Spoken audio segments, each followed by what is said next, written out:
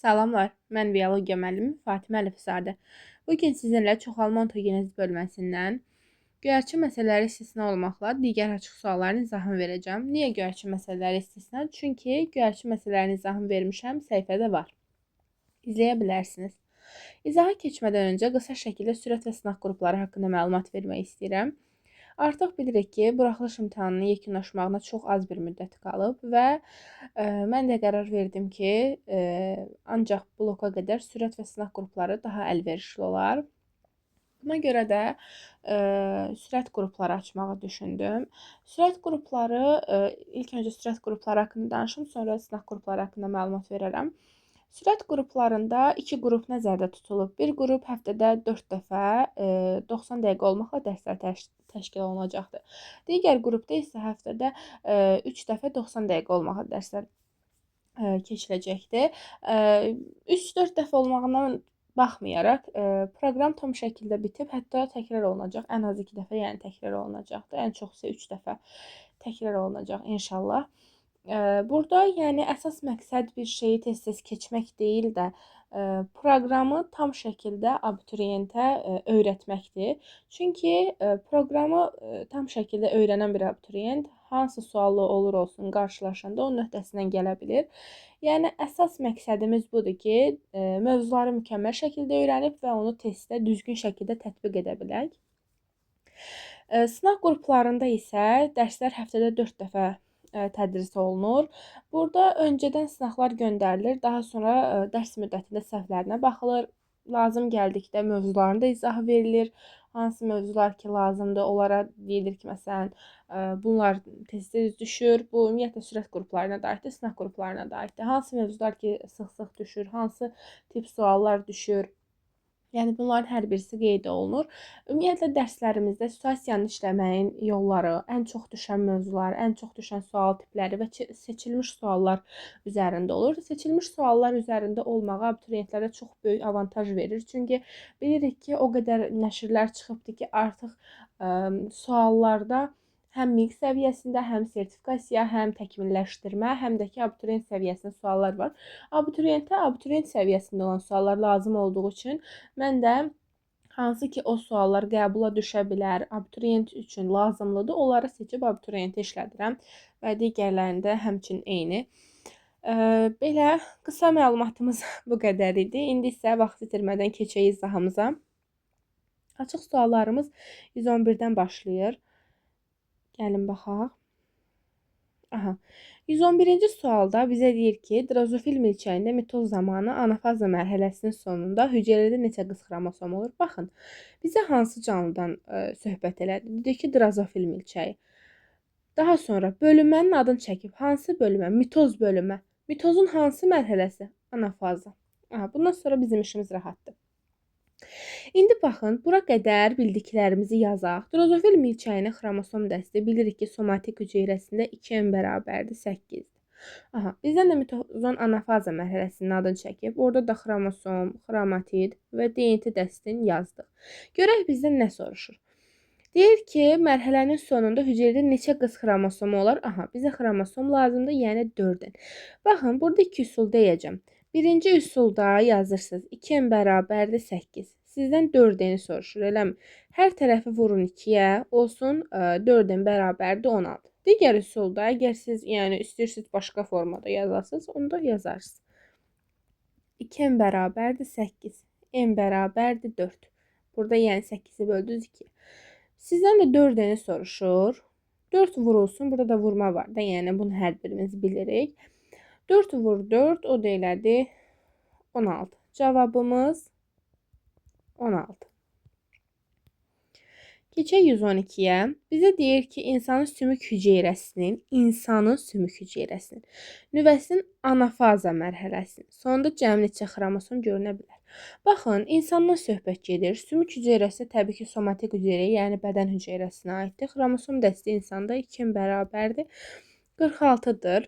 Bizə də bunun bölünməsini deyir. Somatik hüceyrələr necə bölünür? Bu zaman mitoz yolla bölünəcək. Yəni sümük hüceyrəsi mitoz yolla bölünür. Mitoz yolla da bölündüyünə görə anafaza mərhələsində Xromosom, xromatid və DNT dəstini yazaq. Zaten bizdən xromosomu soruşur, amma yenə də yadda qalsın deyə yazıram. 4n-i soruşur. Mənim üçün ən rahatı budur ki, hər tərəfi 2-yə vuraq. 4n bərabərdir 92. Cavabımız 92. İndi baxaq 113-ə. İnsanın toxumluğunun yetişmə mərhələsində bir başlanğıc cinsiyyət hüceyrəsindən əmələ gəlmiş qametlərdə xromosomların cəmi neçədir? Gəlin yazaq. Aha, yenə də insandan söhbət gedir və pilusdakı toxumluqdan danışır bizə.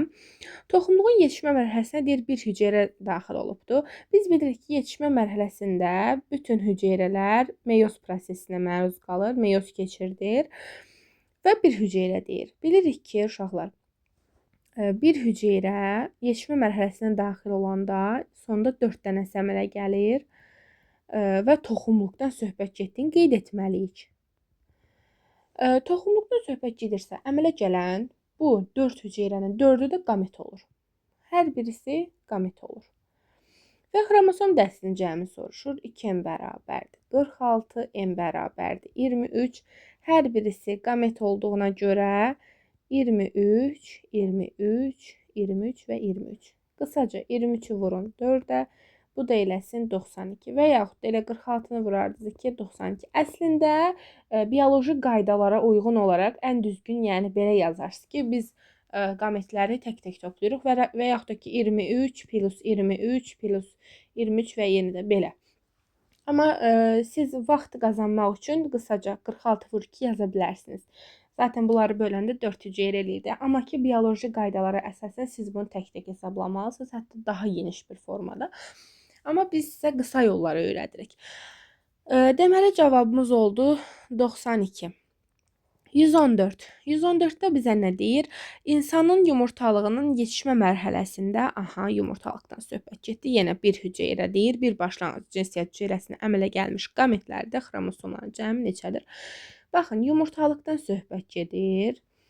Bir hüceyrə daxil olub, yaxşı, daxil olsun. Sonda yumurtalıqdan söhbət getdiyinə görə bir dənə iri, digər 3 dənə kiçik olmaqla 4 hüceyrə əmələ gəlir. Və bu 3 dənə kiçik olan adlanır yönəldici cisimcik, bir dənə iri olan yumurta hüceyrə. Həmin bu yumurta hüceyrə bu iri olan qametə çevrilir, digərləri isə sonradan məhv olub gedir. Amma yenə də insanda xromosom dəsti 46-dır, n bərabərdir 23-dür. Bunların da hər birisi haploid xromosom dəsti olur. Biz bilirik ki, hər hansı bir hüceyrə diploid olsun, tetraploid və yaxud heksaploid olsun, meyoz prosesi keçirsə, onun xromosom dəsti 2 dəfə azalır. Biz də diploid canlıdan söhbət etdiyimizə görə diploid haploidə enir. Yəni hər birisi haploid olur, qamet olsun, olmasın. Yəni meyoz keçirdi, haploid xromosom dəsti olacaq. Bizdən də qameti soruşur. Burada da qamet bir ədəddir, o da yumurta hüceyrədir. Yəni cəmi 23 xromosom var. 115-də baxaq. 115-də bizə deyir ki, 40 albalı toxumunun, örtülü toxumlardan söhbət getdi, 2 qat mayalanmadan yaranmasına mayalama prosesində neçə sperm iştirak edər? Biz bilirik ki, söhbət 2 qat mayalanmadan getdi və bizə 40 dənə toxum veribdi. 2 qat mayalama prosesini yadımıza salırıq. Yəni qısaca yazacağıq burada. Bir toxumun əmələ gəlməyində neçə sperm iştirak edir? 2 spermi. Bu 2 spermin biri mərkəzi hüceyrəni mayalandırır. Bu çevrilir endospermə. Digəri yumurta hüceyrəni mayalandırır. Bu da çevrilir zigota. İndi baxın, qısaca bir toxumun yaranmağında 2 sperm iştirak etdi. Bəs yaxşı, 40 toxumun yaranmağında nə qədər? Bu zamanda 80 dənə, yəni cavabımız 80-dir.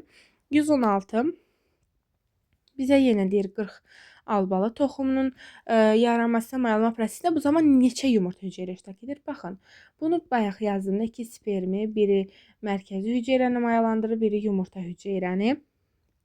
Yəni yumurta hüceyrə bir ədəd iştirak edir. Yəni bir toxumun yaranmağında. Qısaca bir toxumun yaranmağına bir yumurta hüceyrə, 2 spermi, bir mərkəzi hüceyrə iştirak edir. 3 qamet, 4 hüceyrə iştirak edir cəmi. Amma bizə yumurta hüceyrəni soruşur. Bizə yazdıq. Birinin əmələ gəlməyində bir yumurta hüceyrə, 40-ında da elə 40 dənə. Cavab 40-dır. 117-yə baxırıq. 117-də bizə nə deyir? Yumurtalıqlarda və toxumluqlarda baş verən meyoz nəticəsində cəmi 20 qamet əmələ gəlmişdir. Əgər meyoz prosesinə məruz qalmış ilkin erkək və dişi cinsiyyət hüceyrələrinin sayının bərabər olduğunu nəzərə alsaq, alınmış qametlərdən neçəsi yumurta hüceyrə olar? Baxın, bir yazıram yumurtalıq, bir də toxumluq. Bizə deyir ki, sadəcə 20 qamət əmələ gəlib başlanğıc hüceyrə sayı da bərabərdir. Gəlin hər birisində A qədər hüceyrə daxil edək yetişmə mərhələsinə. Ümumiyyətlə bu A-nın da əmsalı 1-də elə 1 nəzərə alınır. A qədər hüceyrə yumurtalıqda yetişmə mərhələsinə daxil olanda sonda neçə hüceyrə əmələ gəlir? Deyirsiniz 4 hüceyrə əmələ gəlir. Amma bunun biri iri olur, digəri 3 dənəsi kiçik olur və bunlar yönəlci cisimciyi adlanır. Bu bir dənə isə yumurta hüceyrə adlanır. Bu iştirak edəcəkdir mahalanmada. Toxumluqda isə yenə 4 əmələ gəlir. 4-ü də eyni ölçülü olur və bunun 4-ü də qametə çevrilir. Yəni sperm və ya spermatozoid olur. İndi baxın. Bizə deyir ki, yekunda cəmi 20 qamət əmələ gəlib. Biz də baxırıq. Bax bunları A ilə yazmışıq da. A qədər. İndi baxın, toxumluqda 4-ü də A oldu, yumurtalıqda 1-i A oldu. 1A plus 4A bərabərdir 20-yə. Aha, bərabərlik qurdu. Niyə? Başlanğıc hüceyrənin sayını tapmaq üçün. Burada bizim A başlanğıc hüceyrə sayımızdır. Gəlin tapaq. 5A bərabərdir 20-yə, A da bərabərdir 4-ə. Aha, tapdıq ki, hər birində 4 hüceyrə daxil olur. Bunu da sübut eləyən nədir? Deyir, bərabər olduğunu. Erkək və dişi hüceyrələrin sayının bərabər olduğunu nəzərə alsaq, yəni başlanğıc hüceyrələrinə nəzərdə tutub, meyoz prosesinə məruz qalmış deyir burada. Yəni başlanğıc hüceyrəni nəzərdə tutur. Beləliklə, biz tapdıq ki, başlanğıc hüceyrə sayı 4 ədəddir və qeyd edeyim ki, yumurtalıqdan söhbət gedirsə, başlanğıc hüceyrə sayı yumurta hüceyrənin, yəni qametin sayına bərabər olur. Baxın, burada ümumilikdə 4 dənə hüceyrə daxil olubsa, bunun 4 dənəsi yumurta hüceyrədir. Zaten bilirik ki, 4-ü vuracağıq 4-ə 16 eləyəcək. Yəni yumurtalıqdan söhbət getdiyinə görə 4 olur yumurta hüceyrə, 16 digər deməli 12-si isə olur yönəldici cisimcik. Bunda isə 4 dəfə artır olur 16. 16-sı da qametə çevrilir. 4 plus 16 da həmin bu 20-ni bizə verdi. Bizdən də deyir ki, qametlərdən neçəsi yumurta hüceyrə olur? Elə 4-ü. Baxın, burada da qeyd etdik. A qədər, A qədər. Yəni 4, elə 4. Gəlin 118-ə baxaq. Mitoz bölünmənin metafaza mərhələsində, mitozun metafaza yazdıq. Mitoz, metafaza. 2, 4C, 4D. Yazdıq. İndi davam edək. 52 xromatid olan heyvanın qametində neçə xromosom olar? Qamet nə xromosom dəstinə malikdir? Biz ümumiyyətlə burada diploid canlıdan danışırıqsa haploiddir. İndi baxın, bizdən xromatiddən söhbət gedir. 4C-ni nəzərə alıbdır. 4C bərabərdir 52-dirsə C nə qədərdir? Deyirsiniz ki, 13. Qamet də, yəni diploid canlıda nə qədər olur? Haploid olur, N olur. Deməli, N C-yə bərabərdir. Çünki bu da haploiddir. Bu tetraploiddir, bu haploiddir. Deməli, bizə də haploid lazımdır. O zaman NC-yə bərabərdir, bərabərliyin alırıq. Deməli, NC-yə bərabərdirsə 13 13-ə bərabərdir. Yəni cavabımız 13-dür. Ümid edirəm aydın oldu. 119-a keçək. Bu da onun kimidir. İndi burada da izah edəcəm. Lap gözəl, aydın olacaq inşallah. Mitoz bölünmənin metafaza mərhələsinə. Yenə mitozun metafazası. Yazdıq. 2, 4C, 4D. Bunları yazın ki, alışqanlıq olsun da sizin üçün də. Bizə deyir ki, 48 xromatid olan. Gəlin götürdük xromatidimizi. 4C bərabərdir 48. Bizdən də xromosomu soruşur qametində. 4C bərabər 48, C də bərabərdir. Buradan tapırıq 12. Aha, bu da haploiddir. Biz də haploid axtarırıq. O da eləyir 12. Aha, indi 120-yə baxaq. 120-də bizə nə deyir? Bizə deyir ki, drozofil milçəyində xromosomların haploid dəsti, drozofil milçəyində 2n bərabərdir 8-dir. Bu xromosomun haploid dəsti n bərabərdir 4-dür. Şimpanzenin haploid xromosom dəsti neçə fazdır? Ümumiyyətlə şimpanzeni yadınızda saxlayın. Burada düzdür qeyd ediblər, amma bəzən qeyd etməyə də bilirlər. Elə yadda saxlayın ki, şimpanzedə 48 xromosom var diploid dəstində. Və bizdən də haploidin soruşur. Yazırsınız 2 n bərabərdir 48, n bərabər 24. Deyir neçə dəfə azdır? 24 bölünsün 4. Buradan da tapırıq ki, 6 dəfə azdır. İndi baxaq 121-ə. Drozofil milçəyinin xromosomların haploid dəsti diploidi 2 n bərabər 8, n bərabər haploidi 4-dür. Şimpanzenin diploid xromosom dəstinə 2 n bərabərdir 48-dir. Burada da qeyd ediblər. Neçə dəfə azdır deyir? 48 bölünsün 4. Bu deyilir 12 dəfə azdır. Aha. İndi bizə bunları bitirdik, keçirik 122-yə. 122-də meyozun ikinci bölünməsinin anafaza mərhələsinin sonunda burada qeyd etmişəm. Bunu silim. Meyozun ikinci bölünməsinin anafaza mərhələsinin sonunda yazırıq. Meyoz anafaza. Özdə neçə? İkinci. Yazırıq. 2, 2C, 2D. Hüceyrədə xromosom, DNT molekularını və xromatidlərin cəmi 144 olan. Gəlin bunu eyniyə gətirək də, hamısını eyniyə yazaq. Nə olacaq ki? Onsuz da əmsallar eynidir. İstəyirsiniz C ilə yazın, istəyirsiniz D ilə yazın, istəyirsiniz A ilə B ilə fərqi yoxdur. Bu sizin asıl. Sadəcə eyniyə gətirək ki, rahat olsun. Çünki bizdən cəmi deyir. Bunların deyir cəmi 144-dür. Bərabər elədi 144-ə. 6n bərabərdir 144, n bərabərdir. Gəlin bölək. 2 dəfə 12 buradan da düşdü 24. Aha. Deməli haploidini tapdıq. 24 bizə də canlı yumurta hüceyrəsini soruşur. Diploid canlıdırsa haploiddir qaməti. Biz də haploidi tapdıq. Deməli 24-dür. 123-ə baxaq. 123-də bizə nə deyir? Aha. Mitozun yenə anafaza mərhələsidir. Burada baxın, diqqət yetirin. Burada meyozun ikinci bölünməsinin anafazasını deyir. Zaten burada oxşardılar. Burada da mitozun anafaza mərhələsini soruşur. Ümumiyyətlə biz həmişə deyəndə deyirik ki, sadəcə xromosom dəstlərinə görə fərqlənirlər. Bunu qeyd edeyim, çaşmayasınız. Amma meyozun ikinci mərhələsi deyirik ki, sanki mitozun təkrarıdır. Amma xromosom dəstələri fərqlidir. Burada diqqətli olun. Sadəcə deyirəm ki, burada mitozun anafazasını soruşur. Burada da meyozun. Yəni diqqətli olaq. Mitozun anafaza mərhələsində, yəni sonda xromosom, DNT molekular və xromatidlərin cəmi 288-dir. Tez yazırıq. 4N, 4C, 4D. Gəlin eyniləşdirək. 4N, 4N və 4N. Bunların deyir ki, cəmi 288-dir. Buradan da 12 n bərabərdir 288, n də bərabərdir 24. Bizdən də haploidi soruşurdu, o da eləyir 24. Baxaq görək, başqa sualımız qaldı mı? Aha. 124.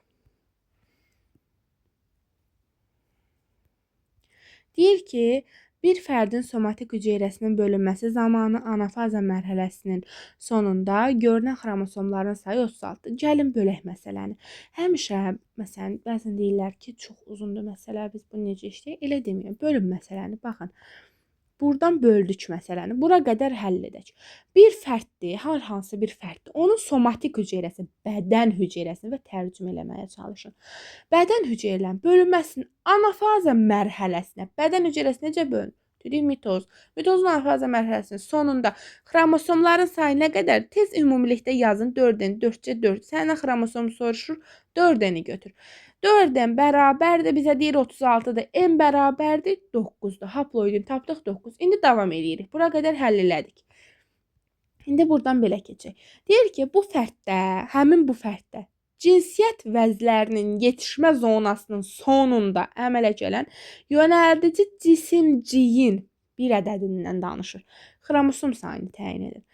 Aha, ümumiyyətlə bir hüceyrə daxil olub. Mənim üçün rahatı belədir. Siz belə yazın. Birindən 4 əmələ gəlir. Bunun 3 dənəsi yönəlici cisimcikdir. Bir dənəsi yumurta hüceyrədir. Bu qamet istəyirsiniz belə yazın. Amma mən belə daha aydın olur deyə belə yazıram. Bir dənəsi iri yumurta hüceyrəyə çevrilir. Digər üçü isə kiçik yönəlici cisimciklərdir. Aha, bizdən də yönəlici cisimciyin xromosom dəstini soruşur və bizdə burada diqqət yetiririk xromosom dəstinə. Haploidin 9 tapmışıq. Baxın, 4-ən bərabərdir 36, n bərabər 9. Bu da diploid canlıda meyoz keçirdəndən sonra haploid olur. Sadəcə burada anafaza mərhələsindən danışır. Bizə də son lazımdır. Telofaza lazımdır bizə. Aha, həmin bu fərdin də yönəlici cisimciyinin xromosom dəsti haploid olduğuna görə elə 9 olur. Bir dənəsinə söhbət gedir deyə 1-ni götürürük. 9. Cavabımız 9-dur. Və beləliklə bizim məsələlərimiz burada bitir. Dediyim kimi göyərçin məsələlərində izahını vermişəm. Yəni başqa bir sualınız olarsa qeyd edərsiniz və yaxud da ki, hər hansı bir bölməni istəyirsinizsə, təbii ki, izah eləməyə hazıram. İstəsəniz bu bölməni bütövlükdə də izah edərəm. Siz hər hansı bir mövzunun izahını və yaxud testin, sualların izahını istəyirsinizsə, şərh bölməsində qeyd edərsiniz. Sağ olun, salamat qalın. Növbəti videolarda görüşmək üzrə.